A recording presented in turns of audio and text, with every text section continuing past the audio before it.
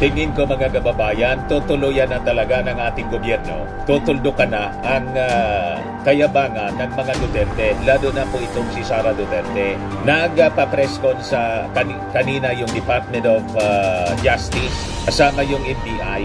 Ipapasamo na nila mga kababayan si Sara Duterte dahil sa kanyang pagbabanta na ipapatay yung ating Pangulong Bongbong Marcos, si First Lady Liza Marcos at saka nagbabagang mga balita at pagtalakay sa mga isyu ng lipunan. Bulsa, opinyon, banat at paglalantad sa katotohanan. Bulsa, what you see is what you get. You decide. Si Speaker Martin Romualdez. Ang tawag na nga po sa kanya, mastermind, NBI, to summon Sara as mastermind behind assassination threat against PBBM. Ayan po.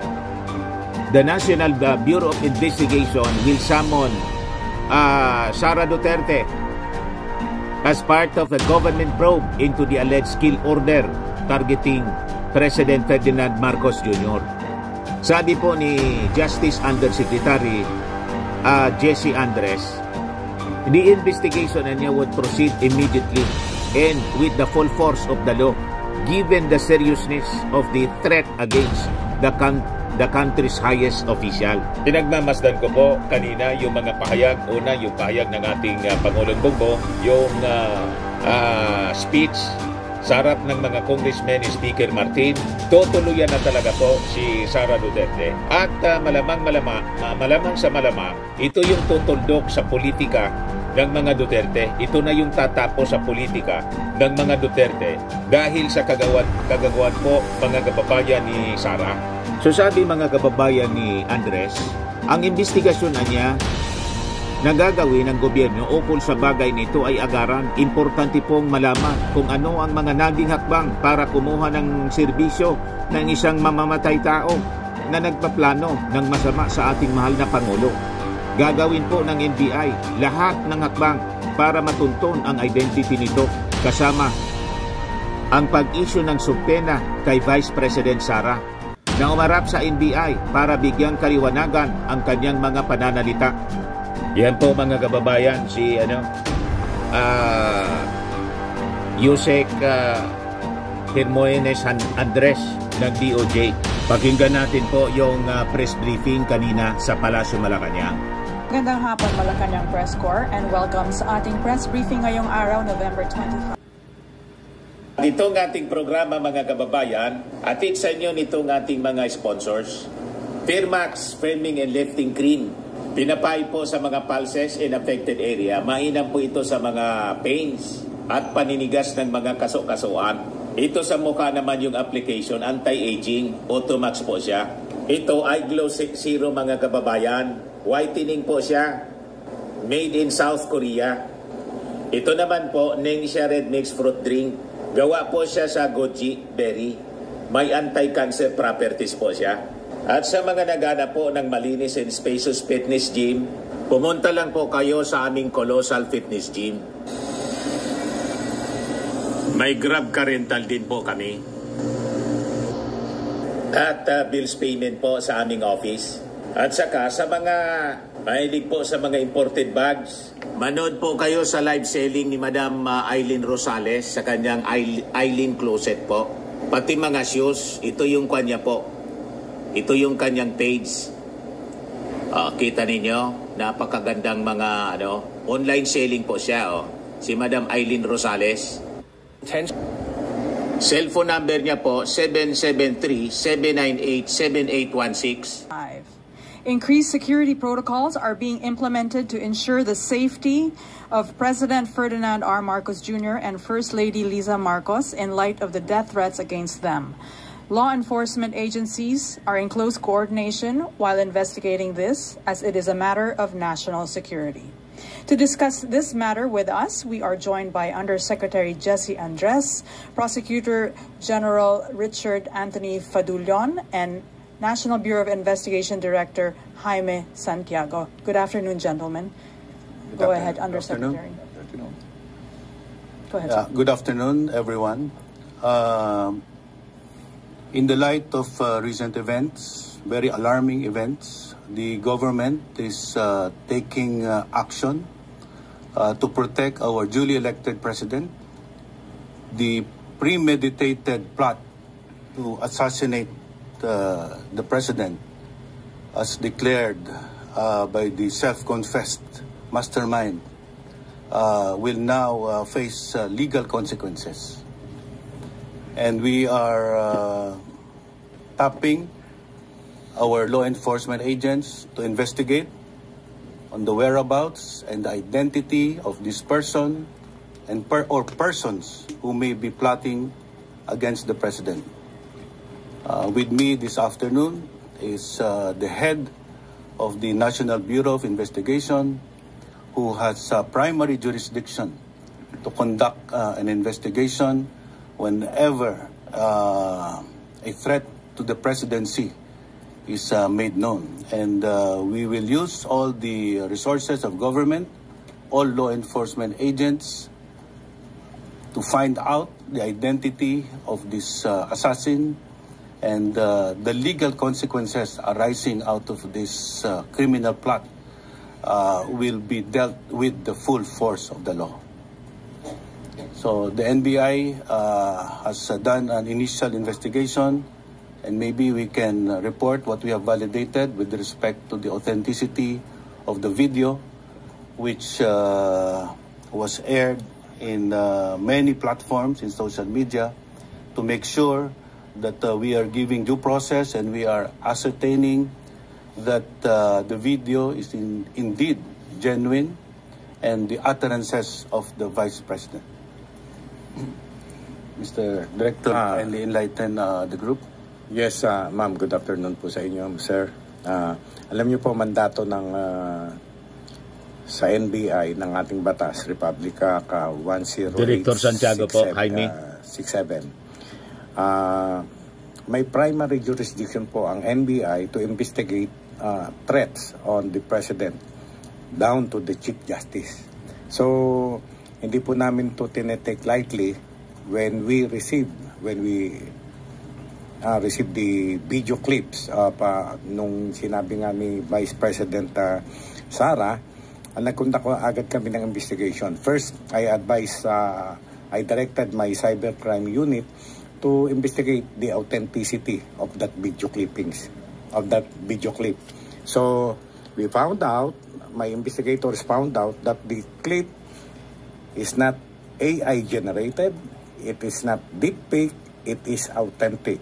So the next step we do is to write yung platform, happen to be na yung FB, Facebook. So we requested na preservation ng clip. So the Facebook ay kinikip na ang video clip for future reference. Granted na po yung request namin na naka-save na po yun. Now, step namin ngayon is dinedetermine namin namomoro na siya, no? Si Inday, malamang maging puganti na po. Criminal or action that we will take against the Vice President, especially the person na sinasabi niya na inutusan na niya para ipapatay si President Marcos, the First Lady, and the Speaker. Gagawin ng gobyerno ukol sa bagay na ito ay agad-agaran. Importante hong malaman kung ano ang mga naging hakbang para po kumuha ng serbisyo ng isang mamamatay tao na nagpaplano ng masamang balakin sa ating mahal na Pangulo. At gagawin po ng National Bureau of Investigation ang lahat ng mga hakbang para matuntun ang identity nito, kasama po ang pag-i-issue po ng subpoena kay Vice President Sara na humarap sa NBI para bigyan po ng kaliwanagan ang kanyang mga dahil po diretsuhan niyang sinabi na siya po ay kumuha na ng tao, na siya pong gagawa ng pagpatuloy sa Pangulo, kasama po ang ating First Lady at ang ating Speaker of the House. Hindi po tama pong pananalita na nanggagaling po sa napakataas na opisyalis ng ating bayan. Kailangan po agarang investigasyon at meron po tayong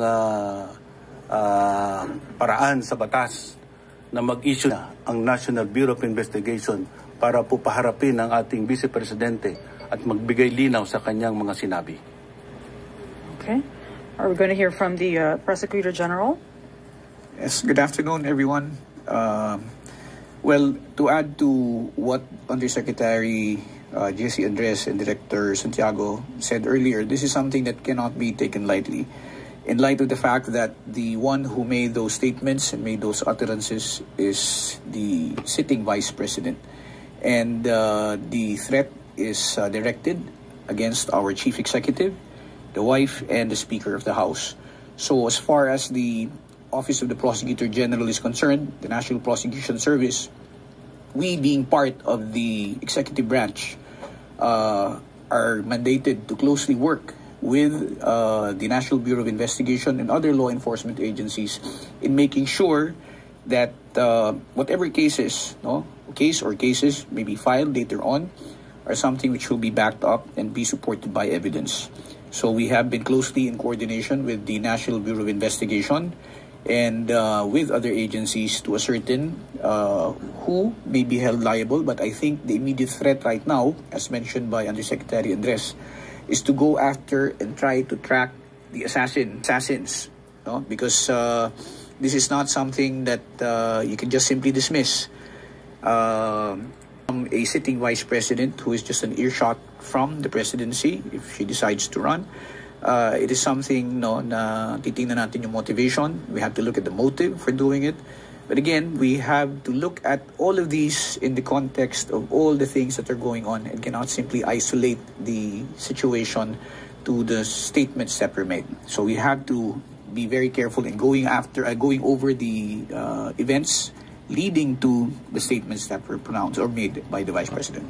Thank you. Dagdag ko lang.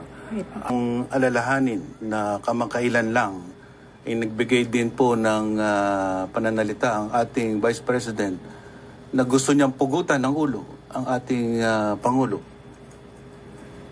Tinanggap po namin na salita yon in a metaphoric, isang simbolismo lang ng kanyang galit. Ngunit ang bagong pananalita, hindi po maaring isang tabi lang yan at kailangan po ng ating gobyerno na kumilos dahil po ang isang halal na Pangulo ay binigyan po ng banta ng isang mataas ding opisyal ng gobyerno na may kakayahan din na gawin ito. Kaya kami po, we are not leaving any stone unturned. We will take every effort to protect the President and to investigate everyone that could possibly be involved in this assassination plot of the three high-ranking officials of government. Let's open the floor to questions. First one is Chona Yu. Sir, yung subpoena, na-serve na po ba ito or kailan po ito isa-serve kay Vice President Duterte? Ngayon po ay ginagawa na naman at isa-serve na agad immediately. And then also, sir, yung kaso, anong pwedeng ikaso kay Vice President Duterte doon sa kanyang mga statement?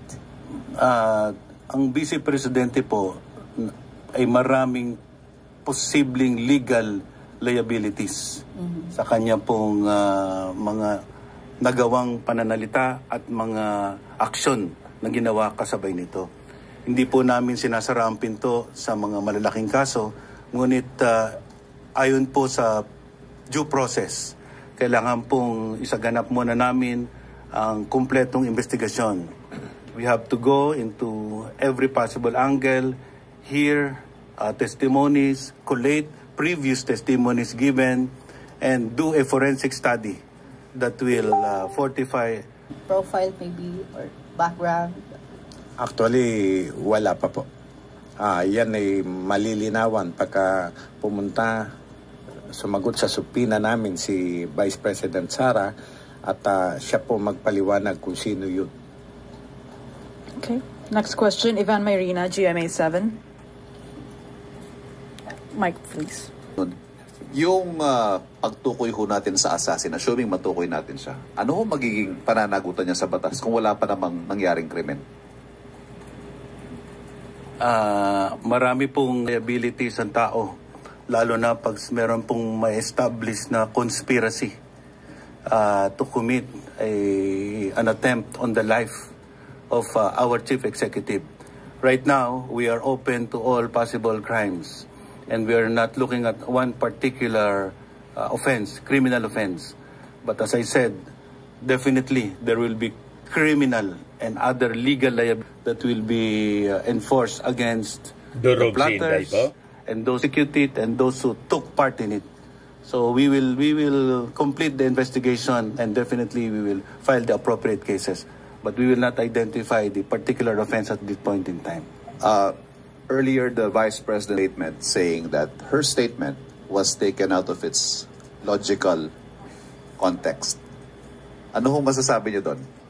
Well, as I said, we gagawin ang lahat ng isang patas at malawak na investigasyon. We will put into proper context her statements. But I simply recall that when she answered certain questions and she declared the plot to assassinate the president, she even immediately added, "This is no joke. This is no joke. I did it. And I wanted to make sure that this person will do it to its completion." And again, we will give the Vice President a chance to explain. But given that phrase, no joke, that she wasn't joking, that leaves no room for the statement to be taken out of context. Definitely, we will take it as a serious threat. It came from the mouth of the sitting Vice President. Thank you. Okay. Eden, on the part of the Vice President naman po, meron po ba kayong information na meron ding threat sa buhay niya? Law enforcement agents to on the part of the NBI, hindi kami nakakatanggap ng any information regarding the threat of the life of the Vice President. Kaya po niya nasabi yon dahil parang gusto rin niyang protektahan yung sarili niya against naman po dun sa planong pagpapatay din sa kanya. Wala po kayong ganung intelligence information? Wala po, sir. Ay, ma'am, wala po. Okay. Medinilla, Business Bureau. In answer also to that, as you will observe, everything that is being done is through legal processes and legal proceedings. If ever the Vice President is being held accountable, it is in a legal process. And it is all done within the bounds of the Constitution and the law. Thank you. Sam Medinilla, Business Bureau. Tatanong ko lang po, can the Vice President face possible preventive suspension while the investigation is ongoing? First, the Vice President is not immune from suit.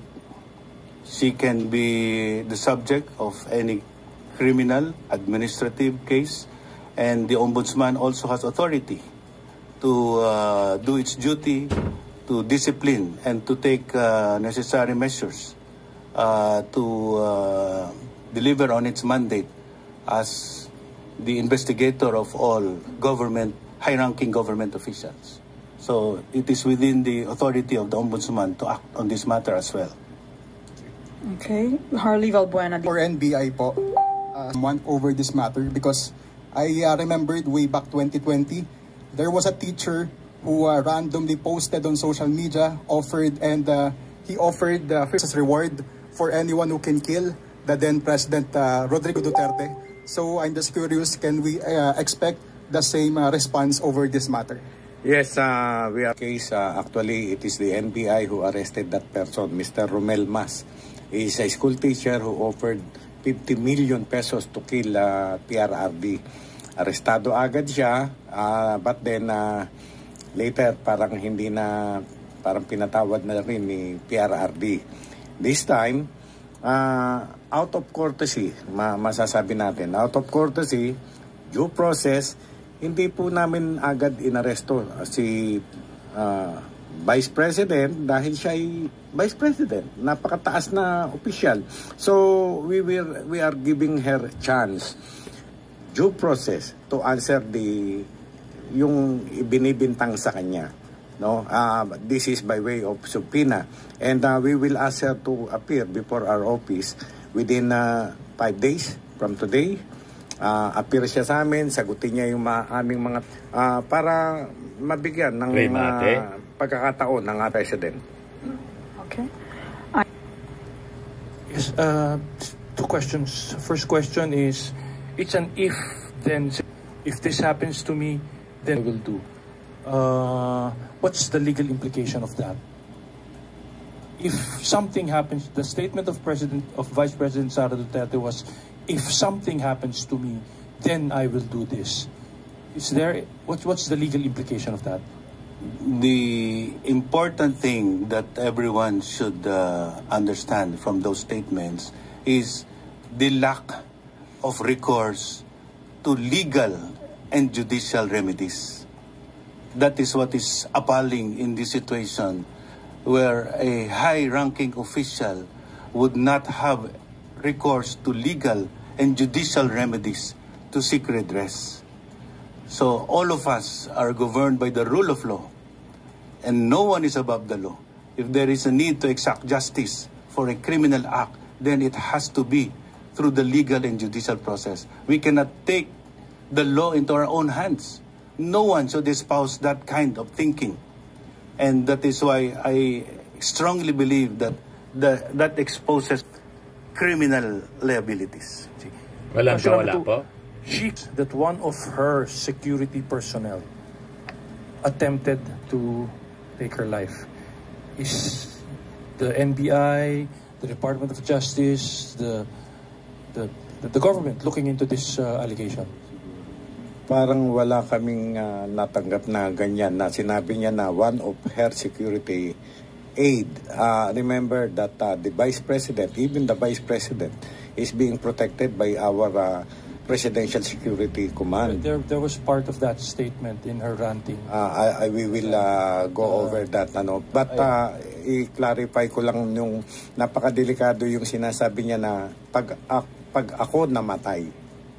Take note. Pag ako namatay, hindi niya sinabing pag ako napatay. Magkaiba yun, yung mga Tagalog dito, magkaiba yun. Pag ako namatay, paano kung na-overdose siya, nalason siya ng, wala namang kasalanan ng mga agencies, wala namang kasalanan ng president, bakit papapatay niya ang president?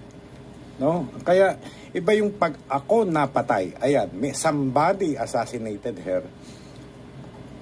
Papapatay niya yung presidente. Magkaiba pinag-aaralan namin mabuti yung statement niya. Okay. Katrina Domingo, ABS-CBN 2. Vice President Siraj, she also mentioned that former Communications Secretary Harry Roque is already out of the country. Can she also be held liable for withholding knowledge as to where Mr. Roque is? Wala naman. Kung umalis na si Roque, kung hindi naman sila accused pa in a certain crime na mapapagsabihan natin na in conspiracy silang dalawa. Sir, another question. The former president of the IBP mentioned that she has not Canon 1 for lawyers. Will that be grounds for her disbarment? Pwede. Is the government to file a disbarment case against her? Ayan, kasama na yan. Yun nga sinabi ni Yusek Andres, lahat ng legal liabilities. Mananagot siya sa lahat ng legal tatambakan ng kaso po. Sinabi pa niya na she is acting as a lawyer for Lopez. And that cannot be done. Hindi siya pwedeng mag-practice. Ang general rule is that public officials cannot practice their profession. No? Pwede yun kung pinapayagan at hindi in conflict sa kanyang opisina. Remember that ang iniimbestigahan ay ang opisina ni VP Sara. Therefore, she cannot act as counsel sa opisina niya na siya ang iniimbestigahan. May conflict. Ganun po yun. Pero yun mga matter na yun, light na lang yun about yung siya being a lawyer. Pero yung utterances niya na pagbabanta, yan ang pinupukpukan namin at siniserious namin na consider. Yeah, we're actually, if I may add, as mentioned earlier, we're looking at all angles in all possible cases. So it's not limited to the filing of possible criminal cases or criminal charges alone, but even violations of the CIPRA, and possibly disbarment case if there are grounds. So, yan po ay pinag-aaralan ngayon, pero nabanggit nga kanina, siguro at this point, it would not be prudent to make any disclosures yet as to what possible cases, whether they're criminal or administrative, that would be filed or be considered for filing by the Department of Justice or by the NBI. Sir, can you give us at least a timeline as to when you intend to resolve these investigations? This investigation will be commenced as we speak. At the moment, it has been started even before this press conference, and we will continue to do this until we get to the bottom of it. This is a serious threat, a very, very bad precedent for our country if we will not take legal action on these kinds of threat coming high-ranking official. We have to maintain order in a civilized society by adherence to the rule of law, and we will apply the full strength and force of the law on this matter. Raquel Bayan, Radyo Pilipinas. Please pass the mic to the back. Good afternoon, sir. Sir, yung mga ganitong pronouncement coming from the Vice President to the President, pwede po ba ito maging grounds for impeachment? Impeachment is a constitutional option that is vested in the House of Representatives to initiate and eventually elevate it into the Senate. It is not within the ambit of our authority to determine whether this should be a ground for impeachment. But I will only say that there are serious violations of the law in these acts. So we will leave it up to Congress to make that determination. Okay, Lethner RH. Nga may nauna ng pahayag si VP Sara last month na gusto niyang pugutan ng ulo si Presidente, and then now itong kill statement. Clear na po ba yung pattern na may plano laban sa buhay ni PBBM? Maaari po. I-consider po namin yung mga pinagsasabi niya previous and up to this latest declaration ni VP Sara. Afternoon. Aside from the possible charges that you mentioned earlier, are we also looking into filing sedition raps against the Vice President because of the statements she made against the President? Yeah. On our initial study, sedition is a possibility. We are not closing our eyes on other possible criminal offenses, even graver than sedition. But grave threats and sedition are obviously being considered. But we are not making that determination now. As I said, due process warrants that every angle should be investigated. Every party should be given an opportunity to be heard. And in due time, in observance of due process, we will make that determination to file the appropriate case. An actual threat against her. Meron din po ba tayong parang, are we also considering to look into that claim of the Vice President that there is a threat against her life? Is supposed and will protect every citizen of the country. Of course, that includes the Vice President. We have every reason to afford her protection from the law, from lawless elements.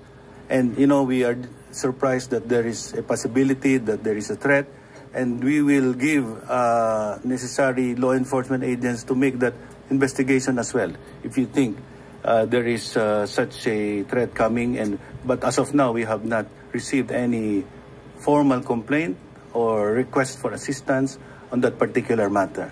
But as you saw, as I've been saying, everything that is directed against the Vice President, if she is being held accountable, are being done through legal and constitutional processes. So it is not done extrajudicially.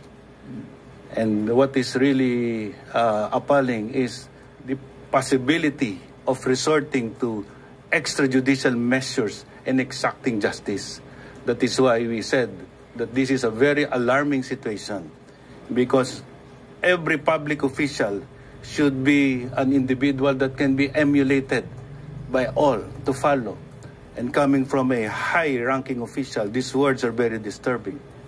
It is not instilling peace, order, and support and defending the Constitution. So that is why we are greatly alarmed and we are taking all necessary action on this matter. I know this is your mandate. May utos man po o wala yung presidente. But we just want to know kung meron po bang personal directive sa inyo si President Marcos? Yung regarding sa investigation. Well, it is our duty to make that on our own because the mandate of the Department of Justice includes the investigation of crimes. That is why the National Bureau of Investigation has been tasked already and has commenced the complete investigation of this matter. The National Prosecution Service is the arm of government that will develop the case and eventually seek justice, enforce the law through the appropriate criminal case to be filed in court. And we are mobilizing all law enforcement agents, including the Philippine National Police under the directive of the Secretary of Interior and Local Government, to do their own investigation so that we will pull all possible information and evidence collated and hold people accountable for this. Sa mga recent po na hearing sa House, nahirapan pong padaluhin ng mga congressman si VP Sara sa mga nakaraan. Pero this time po na magpapadala tayo ng subpoena sa kanya, paano natin siya makakompel na sumagot? And ano pong pwedeng mangyari kung hindi pa rin siya sumagot sa inyong subpoena? Ito namin ay tiyakin that due process is observed at all instances. The subpoenas will be issued and she will be given an opportunity to present her side. That's the rationale why we are, or the NBI is going to send the subpoena in the first place. Ngayon, kung hindi siya tumugon, hindi naman po pwedeng tayo ay maghintay hanggang sila ay good and ready. Whatever evidence is in the possession of, or will be in the possession of the NBI based on its investigation, outside of any statement or any cooperation coming from them, is something that we can work on already. Ang sinasabi lang natin is, hindi pa pwede na gawin natin ito ng marahas. Kailangan sumunod tayo sa naayon sa batas. At pagkatapos nating sundin to at nabigyan natin sila ng pagkakataon at sila hindi tumugon, wala tayong magagawa kundi patupad ang batas. At sundin ito batay sa ebidensya na hawak natin. Let me just give another perspective that what is on trial here is actually even our justice system. People have always been saying that justice is not fair. It is only leaning in favor of those who have privilege or power. But now we will have the opportunity to show that no one is above the law and that accountability can be exacted from anybody so that people will now really give respect to the law. If we are not able to apply the law to other people who have influence and power, what kind of government can we provide? So that is what is at stake here. I hope people understand that there is nothing personal about this, but things happen because we have to strengthen our institutions. And we will do what is necessary under the Constitution and in accordance with the Constitution. Okay, Alvin Baltasar. Pwede lang pong paki-specify kung ano yung batas na dapat nating ipatupad kung sakali mang hindi tumugon doon sa subpoena si Vice President Sara. Kung hindi po siya tumugon sa subpoena na aming papadala, tulad nga po sinabi ni Yusek Andres at ni PG Padulyon, kung ano yung ebidensya na nandun sa kamay namin, ay we will proceed with it.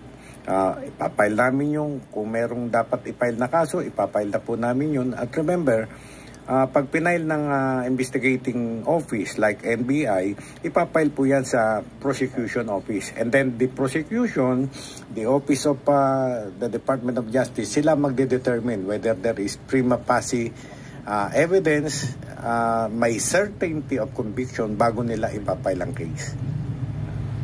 Sige, may follow-up yata. Okay, let's go back to Chona Yu and then to Eden. The power to cite her in contempt kung hindi siya susunod sa subpoena. Do you have that? Kami po, wala. Pagka tumugon sa aming subpoena, kung ano pong available evidence sa kamay namin, yun po, doon kami gagawa ng report and refer the matter to the prosecutor's office. Okay, let's go back to Sir, meron na po ba tayong binuong meron man, kailan po natin ito na form? regarding dito sa kaso na ito against VP Sara? Yun nga po, dahil mandato ng NBI na imbestigahan agad to the President down to the Chief Justice. Nung Sabado, nung early morning ng Sabado, ay pinatawag ko na po ang aking mga abogado na mga mahusay, cybercrime chief, yung aking assistant on special concern, yung aking COS, puro sila abogado. Umupo na po agad kami at inumpisahan na namin ang investigasyon. Mamaya pong hapon, uupo po uli kami at kung ano nang nagather namin na evidence na hindi pa man namin na iimbestigahan si VP Sara, kung ano po na evidence na hawak na namin. Sir, ano pong